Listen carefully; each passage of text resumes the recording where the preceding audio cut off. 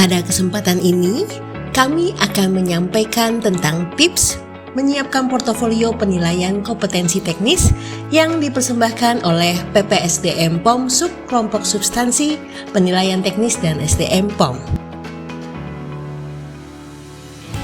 Nah, apa saja sih yang harus diperhatikan saat mengupload bukti portofolio? Yuk, ikuti langkah berikut. Yang pertama, pahami dulu tujuan dari penilaian kompetensi teknis yang Anda ikuti. Ada dua jenis, yaitu pemetaan kompetensi dan uji kompetensi. Nah, berikut perbedaan dari pemetaan kompetensi dan uji kompetensi.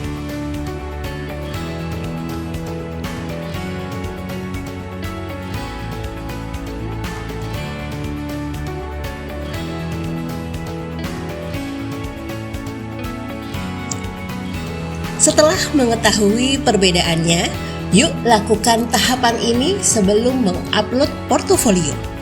Yang pertama, lakukan pendaftaran pada aplikasi penkomtek.pom.go.id.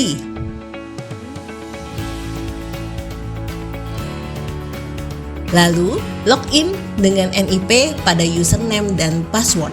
Setelah itu, lengkapi setiap data yang diminta pada aplikasi.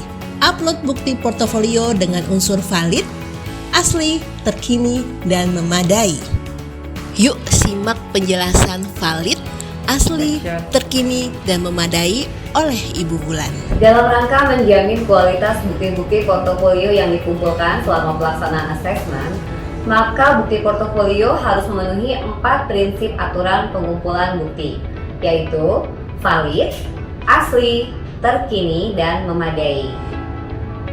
Valid maksudnya apabila bukti portofolio memperhatikan elemen dan kriteria unjuk kerja, kemudian merefleksikan keterampilan dan pengetahuan yang dibutuhkan, memperlihatkan penggunaan sebagaimana dikemukakan pada batasan variabel, dan mendemonstrasikan kinerja keterampilan dan pengetahuan yang digunakan baik pada kondisi kerja real ataupun simulasi.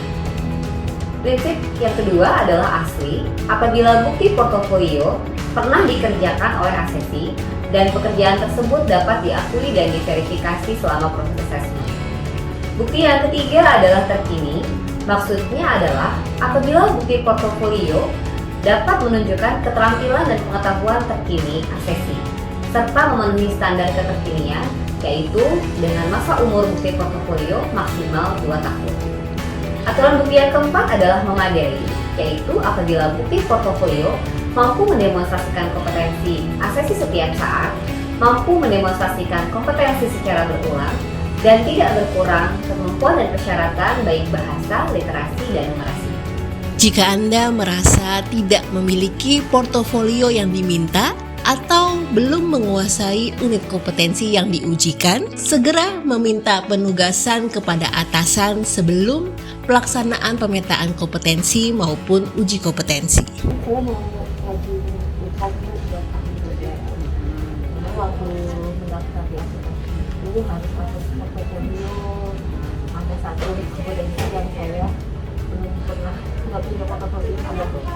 Kompetensi apa ya? Unit kompetensi yang ini Bu, pemeriksaan sarana produksi tingkat kesulitan 3. Oke. Terus kemudian di situ portofolionya Surat tugas bentuknya seperti apa? Pelaksanaan kegiatan.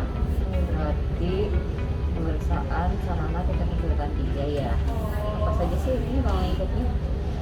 Sarana produksi, setiap, oke. Oke, kalau gitu, Mbak mau ikut kompetensi terus? bulan ini. Oh, berarti kan masih ada waktu ya. Nah, berarti disiapkan dulu untuk penugasan. Nanti kita masukkan ke agenda pemeriksaan. Nanti disiapkan surat tugasnya, bisa menjadi ketua timnya.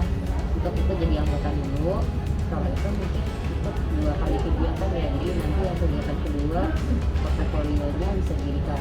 Nanti pertama kan itu masih observer. Sebenarnya udah pelatihan kan ini sudah. Jadi hanya tinggal penugasan aja ya. Jadi tinggal penugasan aja nanti 2 kali penugasan saya rekomendasi untuk lokasi yang kedua ya. Ada lagi? udah deh satu kompetensi aja yang Nanti usulkan aja ya, nanti kalau sama pelatihan kan juga kita ada yang nanti untuk berita acaranya juga itu boleh. Kan nanti saya juga ikut berperan, tapi kan ini untuk minggu depan kita pelatihan. Jika Anda ingin mengetahui bukti portofolio apa saja pada unit kompetensi yang diujikan, silahkan akses buku saku digital portofolio penilaian kompetensi teknis JFPFM. Persiapkan portofolio dari jauh hari agar hasilnya lebih maksimal. Semoga sukses!